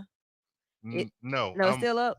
I'm on just on you. It's Okay. a solo shot. So then this is another item that I wanted to show you guys. So we got all of these vital shirts in, and along with the vital shirts, some other gear was available at the venue that made them for us. We're supporting Black business so big, and we hope that you guys will support us. You can hit me up anytime during the week to reserve your vital shirt. These are not custom ordered; they are ready to go. You can just swing through and pick them up. Just wanted to give you that seventh caller or either seventh person to comment in the comments gets the vital pack of the night. Just felt generous. We don't do this all the time, but we're doing it tonight. Okay, back to the conversation. Yeah. I wanted to say, like, what as far as the excuses, you know how I know Jermaine was saying, like, well, what are some of the myths or things out there about like census and everything? It's like people claim they're concerned about being tracked and all that, but it's like if you even have a cell phone, you have a Facebook account, you have Instagram, all these different things, but you're worrying about filling out that paper. Like, I need you to think about it. If you're really concerned about being tracked, like, look at the things that we're already involved in and plugged into, and you're wondering why people see how we move or know how we're moving. It's like, it's way deeper than that. I just feel like we can be loaded with excuses, and that's what prevents us from moving forward. Yeah, I It's agree. time out for I that. absolutely agree. Make it make sense, huh? Yeah. Oh, yeah.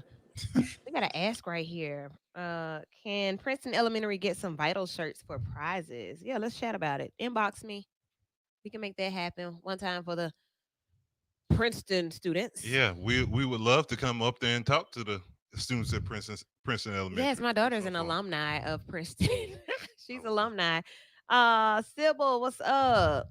Shoot, we I could want to probably. I win mean, Carmen can probably come up there and and talk. be the Do speaker. it. Yeah, I know, right? So awesome, Christine. That is great. Don't make excuses for things, and we're already very much tracked. I mean, like you said, cell phones, Facebook, Twitter, Instagram, everything that you have to log into, email addresses, put your number in here to do this, swipe your card here to get this. Like, yeah, uh, do this. It makes sense and it's easy. My dad said it was, he did it and it was super easy. I did mine, the paper form, as soon as I saw it because I Hmm. didn't want to put it somewhere and forget. I sat there, wrote the names in, boom, boom, boom. It was sent. Right. Simple. Yeah, and see, the crazy thing is, dang, I lost my train of thought that quick. One Mm. of the things that people talk about with the sense, well, not just the census, just some different myths about the vaccine for coronavirus. Yeah, it's gonna I'm be a not gonna chip. let them put a chip in me. Well, excuse me, sir, ma'am, you do realize your bank card and any form of credit card or debit card you have is chipped. Your There you phone go. is always tracking you. Like there are like the government, if they want to find you bad enough and listen to your conversation, they can do it without you even noticing. Yeah. So like you Yeah. getting the vaccine, it's not gonna make you more vulnerable to. And furthermore, what are you doing that the government want to come after you? First of all, Right. Well, I said something about Trump and it was bad. Don't we all say something about Trump that's bad? Exactly. Okay. So look, second part of the conversation for hour number 2. The revolution rolls on. So it's still going. It doesn't stop just because, people aren't meeting up and gathering. The revolution continues. It may not always be televised as it happens, but it's still happening. So I want to talk about that and just about the protest, about the legislation that's happening, about the conversations that are happening, and how long a protest or a movement really takes to shape up and take form. Mm. So what we've seen is about what 16 days of protest, maybe. solid two, yeah, solid two. Okay. So yeah, a solid 2 weeks. And then here we know like it was May 31st. It was the first Sunday. And then I think we've been today. protesting just around the same time. Okay. Because let's see, when everything went down, what We was were that? right 2 weeks here. That ago? was May 31st. That was 14 days, and they did a protest rally on, I feel like that's Like that week, Saturday. yeah. Then it Yeah, came. that's Saturday, maybe that Friday too. So probably about, 14, 16 days strong in Birmingham. So is that, when you think about, oh man, it's over with, folk down, everybody over it now, we quiet. Like, is that the reality, or is it just that now the movement takes a different form, it takes different shape? Really not because someone got killed yesterday. So I mean, it really just they're over. Someone was just killed yesterday in Atlanta, but nobody protested in Birmingham. Nobody marched in. You know what I'm saying? So like, does it become isolated? So you'll have the one big one that kind of sets the tone, and then now, it's every city picks and Like chooses if which you're one. right, You know what I if mean? you feel Yeah. like you're right. Yeah. Seven just said, looks like Atlanta Police Department has given us another reason to keep going. Okay. Um, And so many other things have happened. Like it's been so many other things happening. You see, two black men have been found hanging from trees. I think one was in right outside of LA and the other in Georgia. mm. And they counted them suicide immediately. Right. Like no conversation, but they were both near um governmental buildings. I think one was near the city hall and one was near the library. And these men were hanging in trees, young black men. And you don't hear about things like that. But in my eyes, the bus boycott, wasn't that 55 days? It was a good. No, that's long. Yeah, that would Oh, say. it was 1955, but it lasted so many days. I had those pictures saved so I could remember the Yeah. times and dates. But when you think about how long it takes to really make some change, we got these weak apologies from different people, different places. People saying that yeah, I get racism now. People saying that yeah, I'm going to give money to this child because of this reason. What and how do we continue this fight and not lose sight of what our goals are? So the Montgomery bus boycotts took place from December 5th, 1955 That's to why December 55. 20th, 1956, Okay. and All is right. regarded as the first large-scale U.S. demonstration against segregation. Mm-hmm. 381 days is what it says. Woo. See, we'll Yeah. be remembering these numbers like when it comes to dates and when things happen like that, historical times. So then, okay, so that was one. The riots. Let's look at the riots with Rodney King. Right. Like, how long did that happen? Because that's one of the ones. That's maybe the first one that our generation remembers. Like Rodney Yep. King, and we saw that. Like he got beat by the police, and they Right. started burning stuff. I was like, whoa! But now here we are, and okay, so George Floyd was killed. People were very upset. We looted, we rioted, we protested, we wore shirts, we held our fists up, we made signs, and then we went back to normal. Or did we? Or did we? So I'm wondering, like, let's look at the timeline. Let's see how long these things are, um, how long it takes for them to really shape up. Let's see. I think Um, that's the point, like the commitment. We can't lose What? the commitment, like in okay, what is the movement and what are we gonna commit to? Like I get Mm-hmm. the while you're emotional and you're in that state, but then it turns into what are the actual actions and how long do you commit? Like you just said, 361 days. It's like, okay, what is the movement? Like I know even right now, it's like even just getting people on board to vote. So many people not wanting to vote, so many people not wanting to fill out a census. It's like there's Right. small That's things. just 6 minutes. Yeah, and there's like these things that are so vital, that people are neglecting that turns to this is a part of that movement that they're missing. Right. It's not Looking at just this, about getting out there and protesting, but it's these things you that need got to to you happen. got to keep the work going right. The Right. Birmingham movement lasted 37 days. So that was when, the churches, the children's marches, that was 37 days. The Freedom Riders lasted 7 months. So those Freedom Rides, they lasted 7 months, like I guess mainstream, but I'm quite sure there was still some stuff happening. The Greensboro sit-ins lasted 6 months. The Montgomery bus boycott lasted 382 days. And there were some other things that I pulled for us just to kind of be aware of that this is not an overnight type of situation. You don't just show up downtown one week and then everybody's there and then we chipping at a monument and then the next minute charges are being filed and we stop talking. Like that's still a part of the whole situation. That's still a part of the bigger picture. So uh charges were filed against Jermaine, the other Jermaine Johnson, and that's a part of the protest. We know that people were arrested and still have to go for court dates. That's a part of like it's so much more. We know that people were at the city council meeting the other day And that was a part of the protest, although the city council said that that was because of social distancing that they couldn't get in. But they protested. So the energy is still present, but what is our role in it? What are we supposed to be doing now to keep this conversation going and to make sure that the things that we're demanding actually happen? I think something that Ava said was very crucial. If everybody just stay in their lane, Okay. stay in the lane, take your ego out the way. Oh I think man. it's this perspective that I have to be doing. Okay, Iva's doing a Juneteenth program. I don't like how Iva doing their program. They got this and the third. So I'm gonna come up with my own Juneteenth program, and I'm gonna do it over in Tuxedo Junction Park, and it's gonna be more about the people. Cause see what they got. Why we keep speaking against what everybody's doing? Let those folks do what they do. If that is what they're doing and you don't agree with it, it's certain things that I don't agree with that I see other black people in this community are doing. I don't publicly speak against it because that is not my lane. That is not my avenue.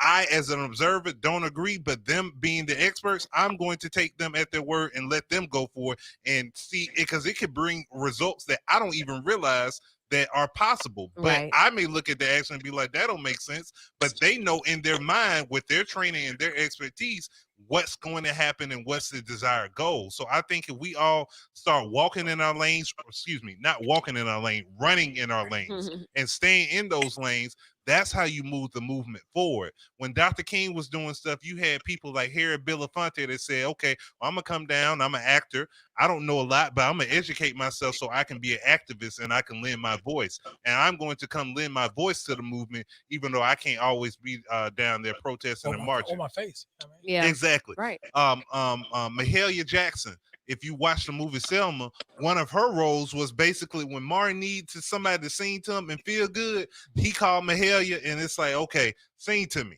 And that was her role. You may look at it and be like, I mean, he could have got anybody to sing, but that was her lane in the Yeah, movement. that's what she does. And I'm a singer. So if Martin want me to sing, if he want me to sing at a rally, or if he need me to sing to him over the phone, that's what I'm going to do. Right. And that takes dedication to your cause. And not only that, knowing your purpose. If you don't know your purpose, you out here in these streets just doing whatever, trying to make something stick.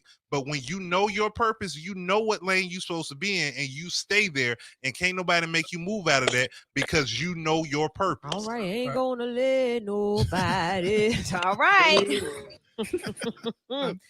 Oh, so really sturdy. I mean, you just kind of preach the word. Like that's the word. That's the truth of it. When I know what I'm supposed to be doing, I do as I'm supposed to be doing. When I see that what I'm supposed to be doing is void, like nobody's doing what I normally do, okay, that means I need to go and jump in there and do it.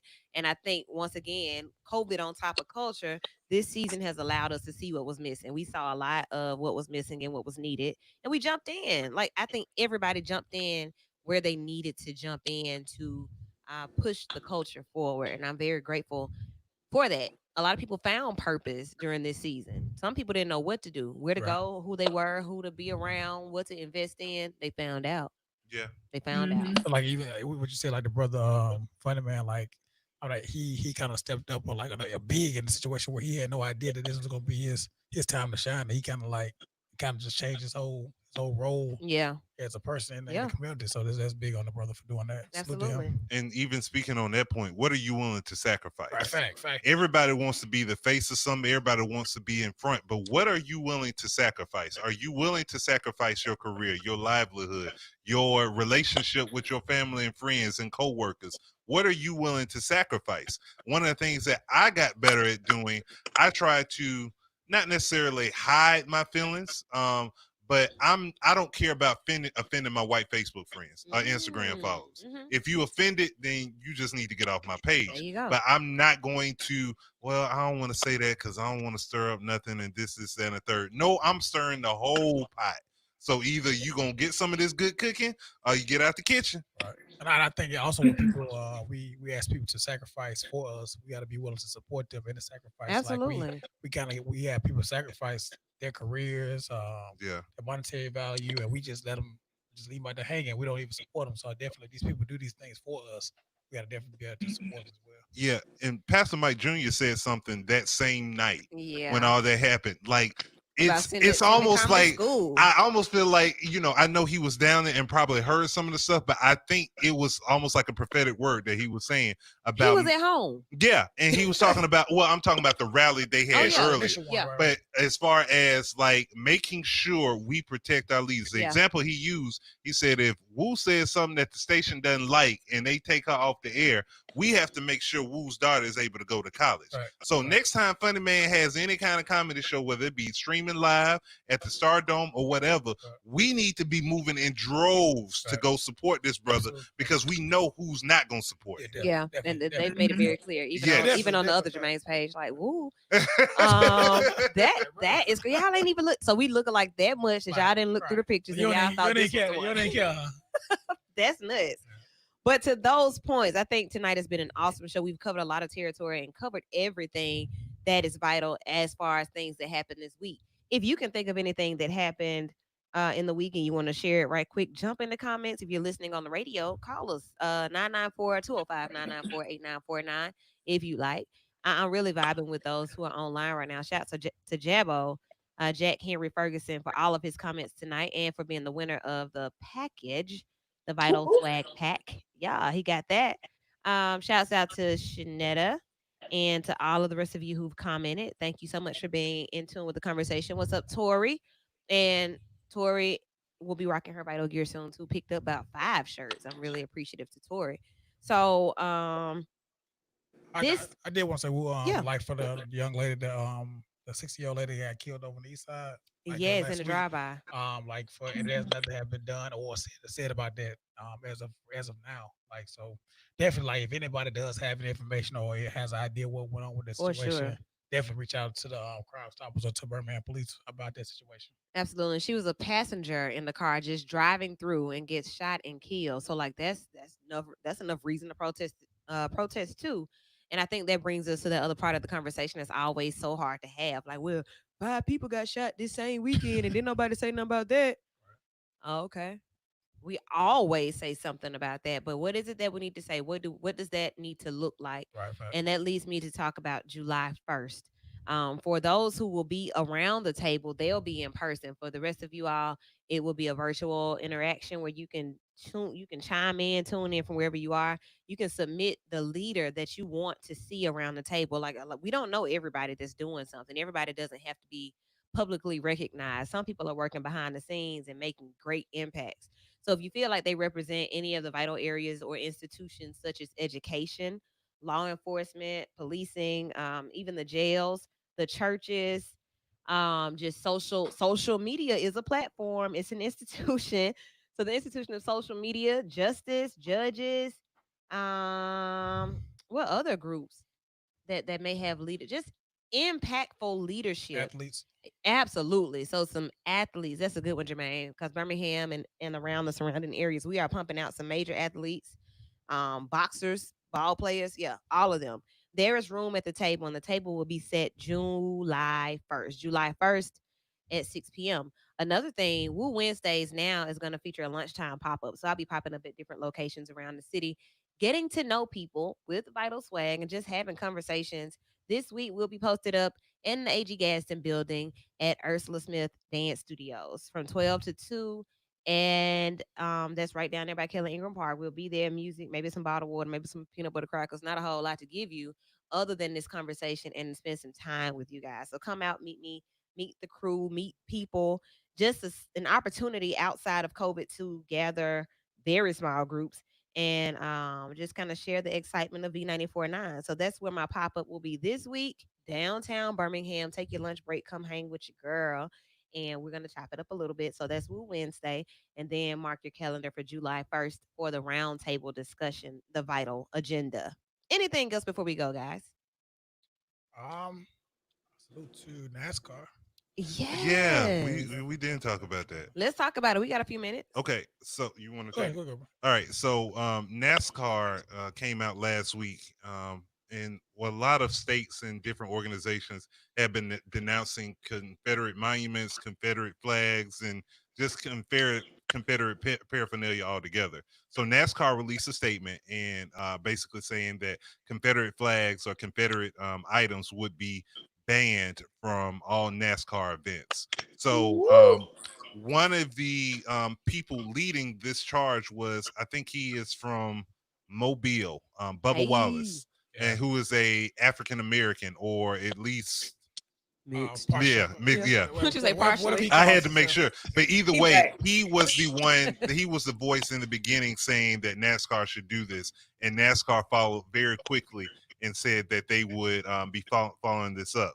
Now, one of the drivers in NASCAR, some 50-year-old That was guy who's so never did a funny. race before, never won a race, never even really been in the top rankings, he said he didn't like the direction NASCAR is going in, and that he was leaving NASCAR and no one will miss him. But even to that point, I always question something that you said as well as Woo, about tying into our word for the night, education.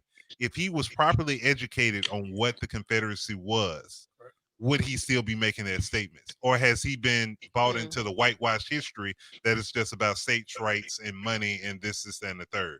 So I wonder if Good. people really have a firm understanding of what the Confederacy was about, and how, if they did, would their statements and feelings still be the same? There was I- a well, there was a monument removed from the campus of UA, the University of Alabama, of a Confederate, well, a young man who watched out for the Confederacy or did something. He went to the school. He did something. He was a soldier during that time, or Right, something like that. Yeah. His grandson was like, "Yeah, I think it should be moved and put in a museum or something else." This is this man's grandson, right. and that was the Mhm. example that I used when I was talking about just our history and how our history is important to us. My history is important to me. So, like, if you're gonna tear it down, I'll give it to me. I understand that. But not only do I understand that, I also understand how my grandfather was in a different day and age, and he didn't. He did what he did then, but I know that it was wrong. So that's how I know that there is hope for this conversation and for people making the right decisions. So with the Confederacy, do y'all feel like it should be eliminated completely, or do you feel like it should be put in places where it can be respected? I think it needs to be in museums and places where it can be respected. I think that's what happened to it. I don't think you just Mhm. completely wipe it out, because it is a part of history. But I don't need that on display in parks and places that really don't have any significance Make with a the Confederate Confederacy. park, Yeah. Confederate museum. Right. Yeah. I mean, and if they want to have a Confederate museum, that's fine. You can have that. I'll never attend, but Right. you Yeah, can respect it, have right. That that. would be really weird. I'll take it back. I'll go in there once to see how accurate it is. Is Mm. it just a celebration? You know how when you have Civil War reenactments, the South certain reenactments, the South wins. Wait, no, that's not accurate. That's not what it was. That's not what happened. And also, your father said Bubba is black. Yeah, he is. He is. That's what Christine said. Black. So He black. Support the brother. and ounce of black blood. You black. So I think your Okay. dad may be saying he just flat out like black. He I'm does. trying to look. He does. He identifies as he black. identifies himself as black. Yeah, I mean, yeah, that's how he identified. But yeah, whether he identified or not, like just like Tiger can say whatever he want to. Tiger black. However you feel. You black black. tiger. Oh yeah. It's called Blasian. All right. So don't forget the dates that we gave you. Great points, great conversation. A lot of black. Is black. I'm blackity black. Yeah, we real black. What else?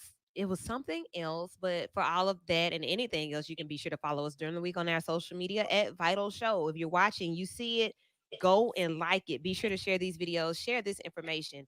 The goal is to be everywhere all the time. So y'all got to help us do that. Help us help you. Support who supports you. Love who loves you. And buy Okay. from who Gotta comes get to off your from store. shirts, woo. Huh? Gotta get off from shirts, the Vital shirts. I got to get up off them. Yeah, I do. So if you want a Vital shirt, hit me up. Pull up. Anything else? I'm it. just laughing at your dad. Black. He said black, dump black. it in the river. Amazing conversation. Thank you, Miss Danae. We'll see you guys next Sunday, same place, same time, and all throughout the week on all of our pages. New information coming up, new pictures coming up, new shirts coming out. Be sure to get all of it. You want to be vital, be vital. Good night.